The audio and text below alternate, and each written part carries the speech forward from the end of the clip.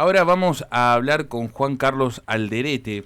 Él es diputado nacional y vamos a estar dialogando por estas marchas que se organizaron ayer por parte de agrupaciones de izquierda y movimientos sociales para festejar, por un lado, el Día del Trabajador, pero por el otro lado también hacer un petitorio al gobierno nacional sobre la reconfiguración de la deuda del FMI.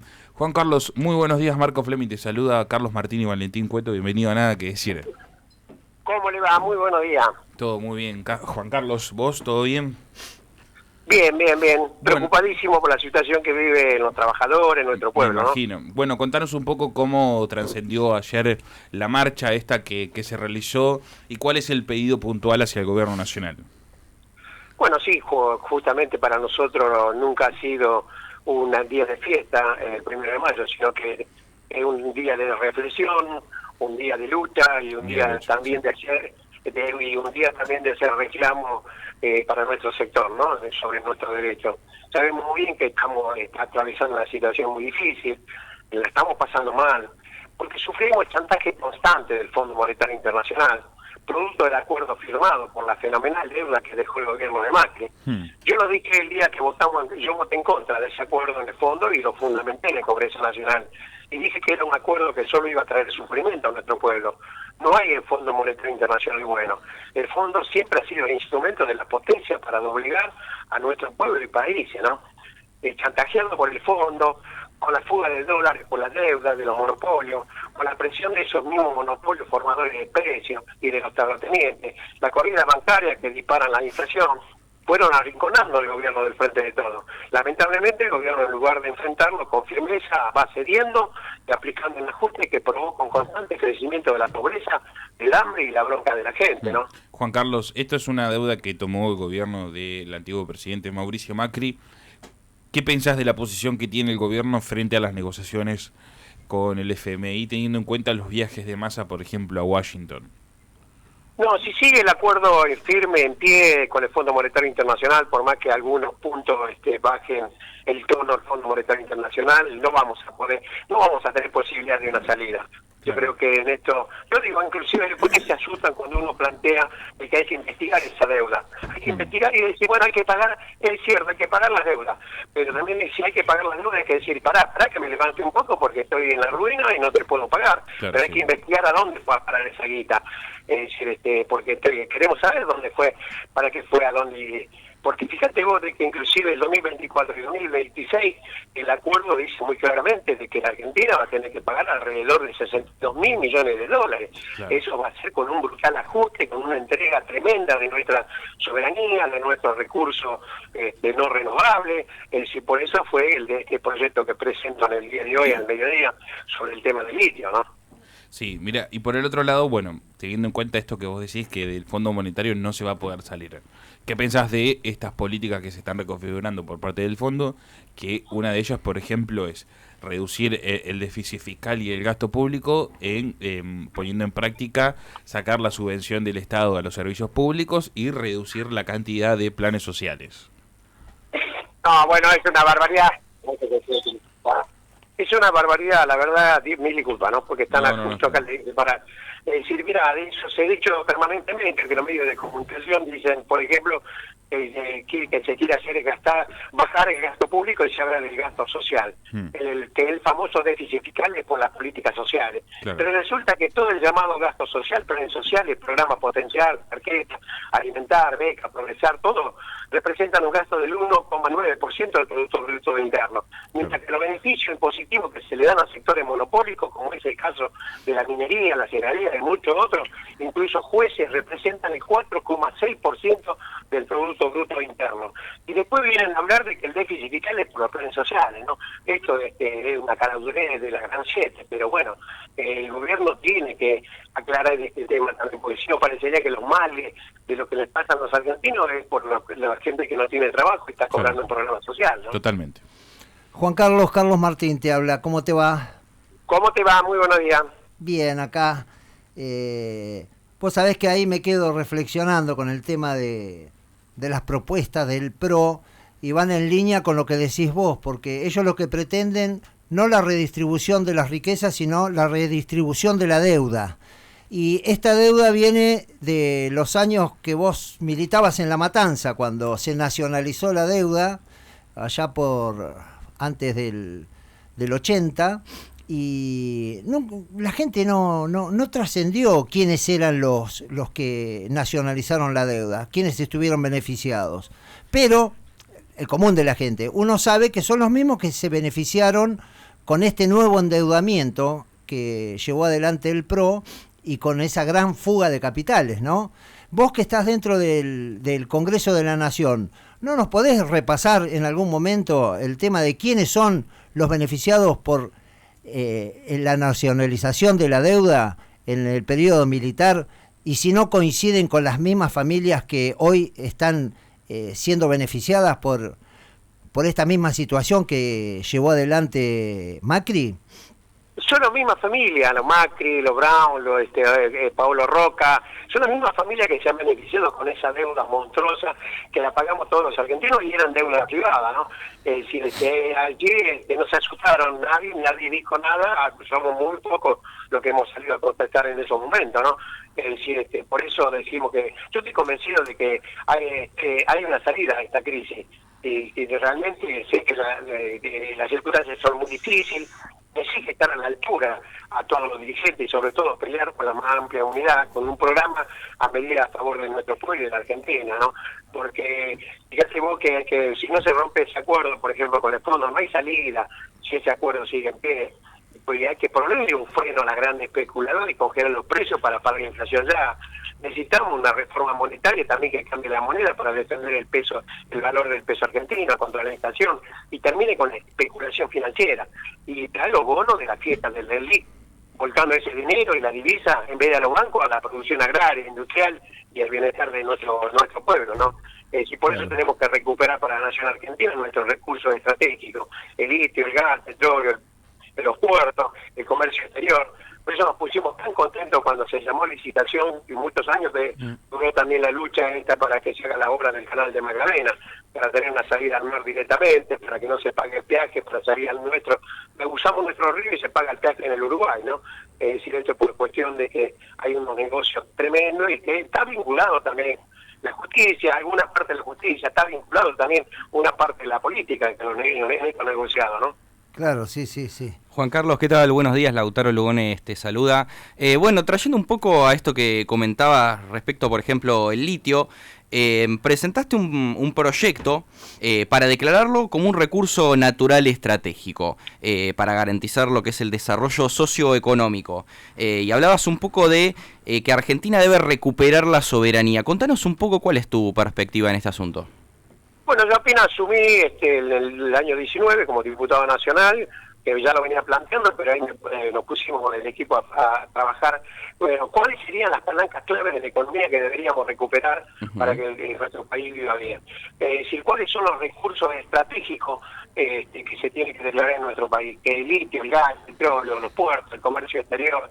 Es decir, y trabajar seriamente en esto, y haciendo una investigación, y al hacer una investigación, bueno, fíjate, los dueños del litio en Argentina, ¿quiénes son? 4 de los mayores fondos de inversión del mundo son los principales dueños de las empresas que producen litio en Argentina. Es decir, cómo los fondos de esa inversión, muy difícil vamos a saber cuáles son los beneficiarios finales del litio, ¿no? Y teniendo en cuenta que el litio se convirtió en los últimos años en uno de los minerales que más interés despierta del mundo, porque es la materia prima para hacer baterías, para celulares, tablets, no, últimamente motos y autos eléctricos y híbridos, ¿no? Si hay cuánto litio hay en Argentina, quién lo explotan hoy, cuánto las empresas esas pagan a nuestro país, cuánto pagan las empresas en Argentina, a dónde va el litio argentino. Y bueno, cuando uno dice esto, ahí empieza a buscar la experiencia de Bolivia, la experiencia de México, la experiencia de Chile, sabemos la monumental estafa que están haciendo esas empresas, están haciendo el litio en nuestro país, pagando un irrisorio de 3%, ¿no? Mientras que en Chile están pagando el 40% de canon.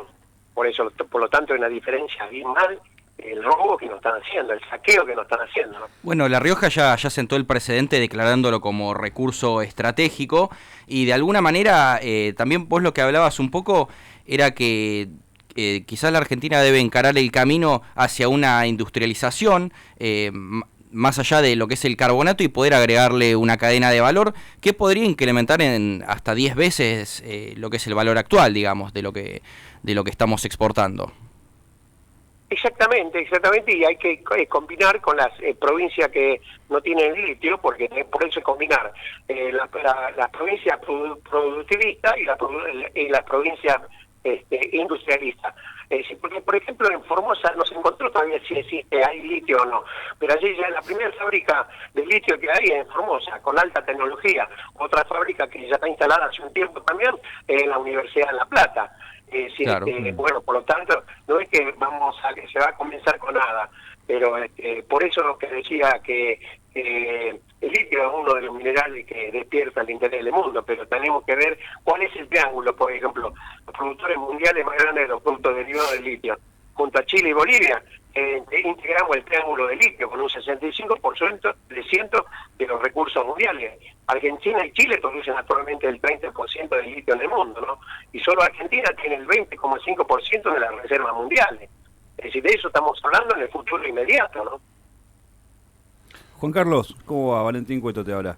¿Cómo te va? Buen día. Muy bien. Esta semana, en realidad la semana pasada, te llevo de vuelta al tema económico-político. La semana pasada hubo un respaldo de parte de organizaciones sociales, estaba el Emilio Pérsico, y también de los sindicatos, con Héctor Daer a la cabeza, para respaldar justamente la acción de Sergio Massa, que llamó o dio indicio de que está en carpeta la idea de un acuerdo de precios y salarios. ¿Acompañan ustedes esta propuesta?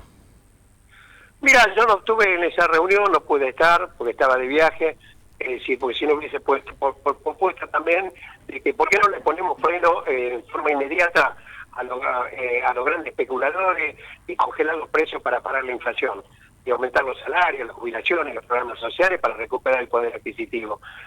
Junto con eso, es decir, tenemos que también ir a una reforma monetaria que cambie la moneda para defender el valor del peso argentino contra la inflación y termine con la especulación financiera y los bonos y la fiesta de la ley, que los bonos, eso es una fiesta tremenda. Volcando ese dinero, en vez de ir al banco, que vayan a esa divisa y ese dinero a la producción agraria, industrial y al bienestar del pueblo. Es decir, es el camino que puede devolver esperanza a nuestro pueblo, porque tenemos que pensar rápidamente en política de emergencia, que con curita y aspirina no nos vamos a curar, sino vamos con las cuestiones estratégicas y las palancas claves de la economía que tenemos que recuperar, ¿no? ¿Y lo ve en ese sentido comprometido al ministro Massa y a su equipo? Bueno, no se trata de una persona, pues puede tener una buena cintura, puede tener buen diálogo con todo el mundo, pero seguimos cediendo a esos sectores que tanto daño están causando a nuestro país, con solo ver su balance, han triplicado la ganancia sin poner un solo capital, sin poner un solo puesto de trabajo. Es decir, la ganancia, porque alguien se lleva la ganancia de la especulación, de la inflación, alguien se lo lleva. Justamente son esos sectores que no son demasiados tampoco, pueden ser unas 40 empresas o fondos de inversión, como el caso del litio, que se llevan la ganancia de los argentinos, ¿no? Claro. Juan Carlos... Perdón, le iba a cerrar con esto. Si pensaba que un próximo gobierno del Frente de Todos o del peronismo puede estar encabezado justamente por Sergio Massa, si cree que él puede ser la persona para llevar adelante estas transformaciones de las que estás hablando. Sí, yo estoy dentro del Frente de Todos, voy a buscar la unidad dentro del Frente de Todos porque sigue siendo un instrumento, una herramienta válida para seguir defendiendo nuestros derechos. Sí, pero también voy a poner siempre permanentemente con un programa de gobierno y que también la sociedad acompañe ese programa de gobierno para solucionar los problemas de los argentinos. Es decir, porque se pueden hacer programas de gobierno, pero después se olvidan de los programas de gobierno. Y que las cosas que no se puedan hacer, es decir, no se pueden hacer porque impide ese sector que se cree dueño de la Argentina, hay que movilizarse. Y movilizándose el pueblo junto y acompañando un programa de gobierno, tenemos que ir a una situación de que tengamos más esperanza, perspectiva de futuro y demás como nos merecemos los argentinos, ¿no? Perfecto. Y por otro lado, ¿tienen alguna cómo viene la relación con el Ministerio de Desarrollo Social de la Nación? No, viene muy mal porque inclusive se lo reclamos le hacemos. Si todos sabemos que el trabajador formal hoy, en lo mejor de los casos, está ganando 100.000 pesos. No le alcanza para mantener la familia. Todos sabemos cuánto se necesita para dar de comer a una familia tipo. Por ejemplo, van a los comedores muchas veces a la noche a retirar la vianda. Si los alimentos que entrega el desarrollo social, la verdad, de una calidad horrible. Mala calidad de los alimentos. Con gorgojo, todos los alimentos que entregan. Es una barbaridad. Por lo tanto, y bueno, porque también el fondo por más que lo nieguen, nosotros que estamos dentro del Frente de Todos saben muy bien de qué manera se está ajustando lo social, ¿no? Inclusive hoy el Fondo Monetario Internacional está exigiendo que 600.000 planes sociales inmediatamente terminen de baja. Claro. Como ha sido el anterior, que justo gracias a la lucha impedimos de que no bajaran los 200.000 que pretendía el Fondo Monetario Internacional, ¿no? Se ha bajado 50.000 lamentablemente, sí, pero no 200.000 como pedía el fondo. Claro. ¿Cree entonces que el trabajo del Ministerio de Desarrollo Social está apuntando más que nada a ajustar y no a justamente brindar una asistencia?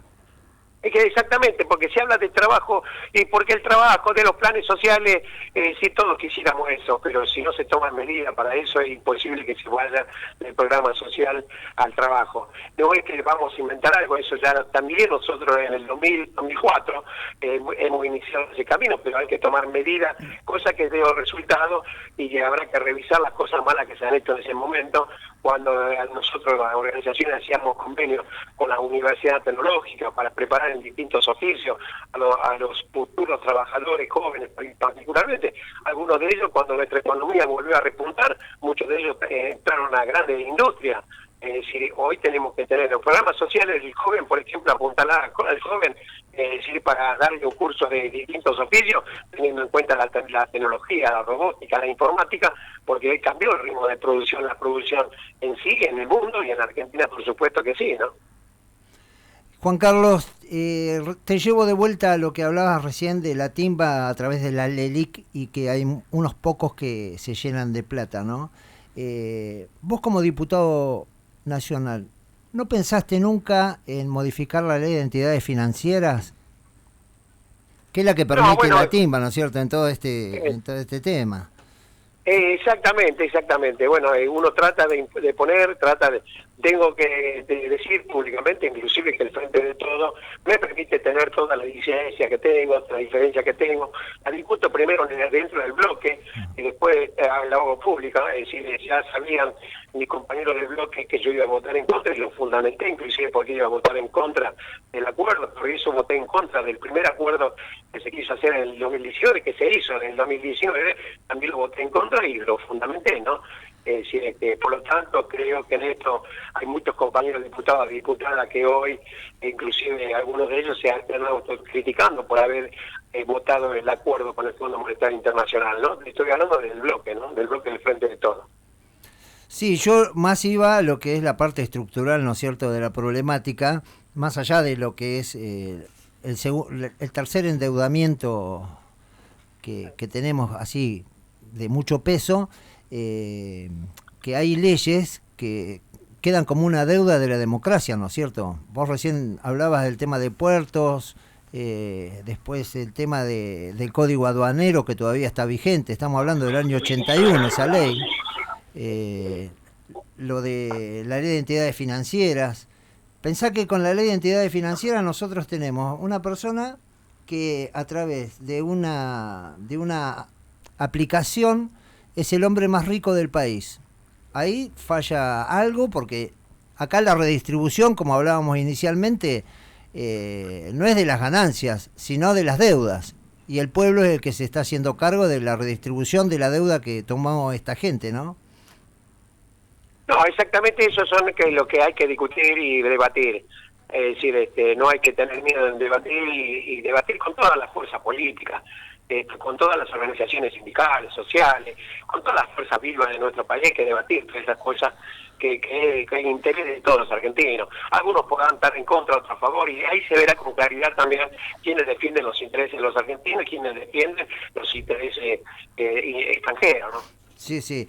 En el 2008 ustedes apoyaron la mesa de enlace contra la 125. No.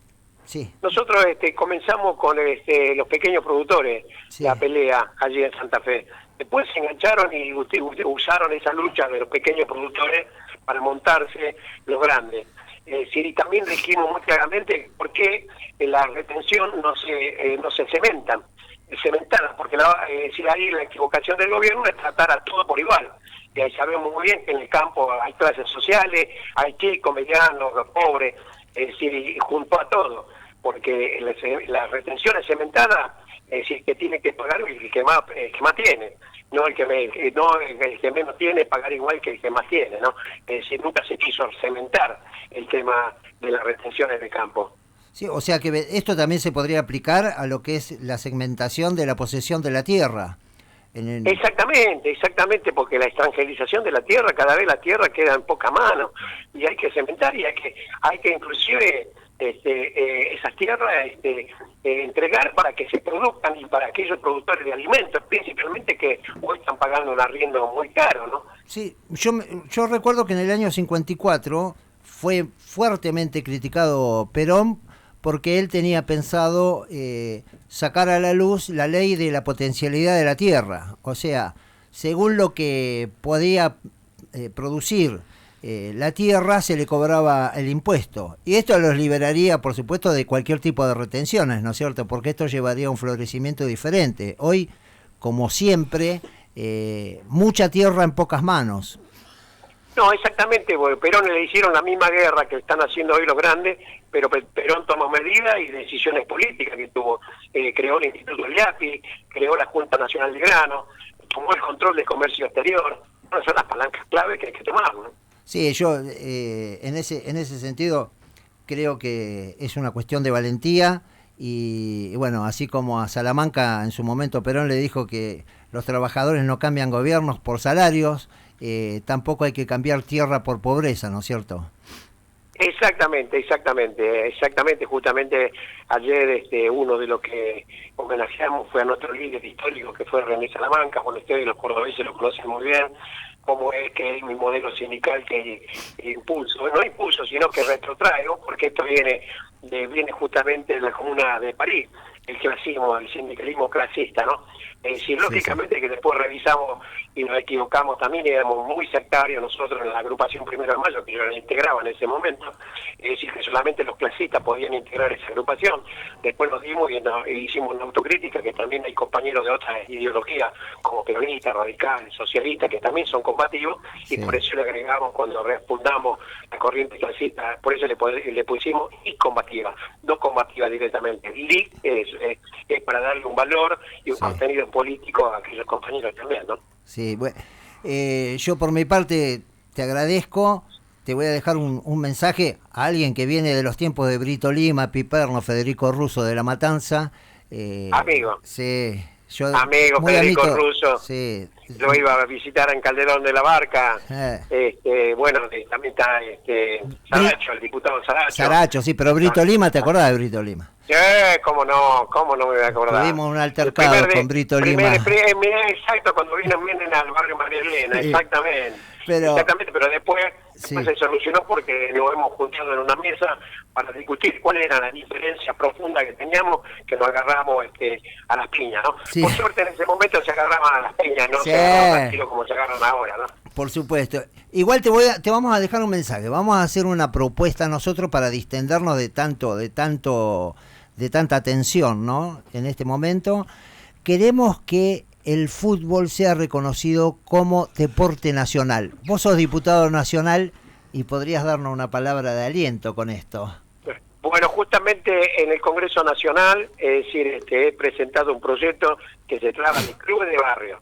Clubes de barrio porque no hay política de Estado hacia los clubes de barrio, que son los formadores de grandes atletas, de grandes deportistas en nuestro país, que justamente no hay una política de Estado hacia esos clubes que muchas veces, gracias a la colaboración y el esfuerzo de los propios padres de los chicos que mandan allí al club en distintas disciplinas, y tienen que estar vinculados estrechamente con la educación, ¿no? Los clubes de barrio tienen, y un chico que va a un club de barrio es un chico menos de la esquina, ¿no? Y en la esquina sabemos cuáles son las perspectivas que le pueden esperar, ¿no? Juan Carlos, muchas gracias por la comunicación. No, al contrario, gracias a ustedes, muy buenos días. Que tengan muy buenos días. Estábamos en comunicación con Juan Carlos Alderete, él es diputado nacional y parte de la corriente clasista incompatible.